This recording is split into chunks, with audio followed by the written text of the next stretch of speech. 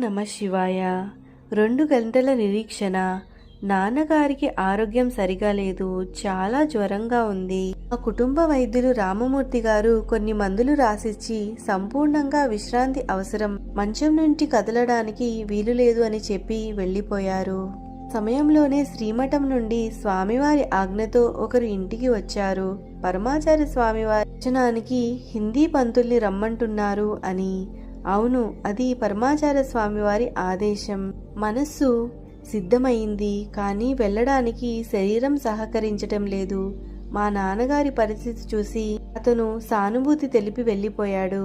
1 గంట తర్వాత శ్రీమఠం నుండి టాంగా వచ్చి మా ఇంటి ముందు నిలబడింది. బహుశా చాలా ముఖ్యమైన విషయం అయ్యుంటుంది. ఈ సమయంలో హిందీ పండితుడు ఉండాలి అని మహాస్వామి వారు అనుకుని ఉంటారు. నాన్నగారు వెళ్లాల్సిందే. 4-5 రోజులుగా నాన్న అన్నం గంజి తప్ప ఏమీ తీసుకోవడం లేదు. రసం అన్నం కూడా తినవద్దని డాక్టర్ గారు ఖచ్చితంగా చెప్పారు. అయిష్టంగానే కొంత గంజి తాగి శ్రీమఠం సేవకుని సహాయంతో టాంగా ఎక్కారు. మఠం చేరగానే చాలా కష్టంగా కిందికి దిగారు. ఆ సేవకుని సహాయంతో మహాస్వామి వారి వద్దకు వెళ్లారు.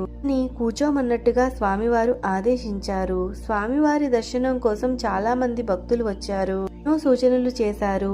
పత్రాలను చదివి పంపారు. ఆశీర్వాదాలు ఇస్తున్నారు. అలా 2 గంటలు గడిచిపోయింది.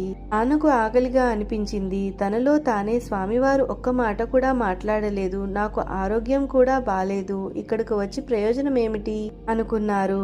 అక్కడే ఉన్న స్వామివారి అంతేవాసులను చూసి మౌనంగా తన బాధను చెప్పుకున్నారు.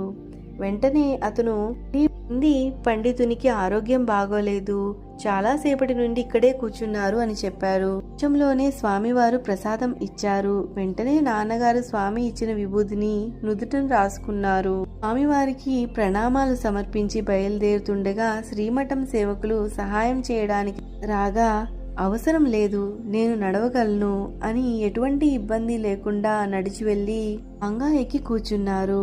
ఇంటికి చేరగానే నాన్న గట్టిగా, నాకు ఆకలేస్తుంది, చాలా ఆకలేస్తుంది, ఏమి చేశారు ఇంట్లో అని అడిగారు. డాక్టర్ మిమ్మల్ని కేవలం గంజి మాత్రమే తీసుకోమని చెప్పారు అని అన్నాము. అతను చెప్పని, నాకు భోజనం పెట్టండి అన్నారు. నాన్న ఆ రోజు సుష్టుగా కమ్మని భోజనం చేశారు. సాయంత్రం నాన్నని పరీక్షించడానికి డాక్టర్ వచ్చారు. అసలు జ్వరం లేదు, నేను ఇచ్చినది కాక ఇంకే ఔషధం తీసుకున్నారు అని అడిగారు. మీరు ఇచ్చినదే తీసుకున్నాను. లేదు లేదు, మీరు ఏదో వేరే చేశారు. అప్పుడు నాన్నగారు తను శ్రీమఠానికి వెళ్లడం, దాదాపు 2 గంటలు స్వామివారి సన్నిధిలో ఊరికే కూర్చోవడం, మొత్తం జరిగిందంతా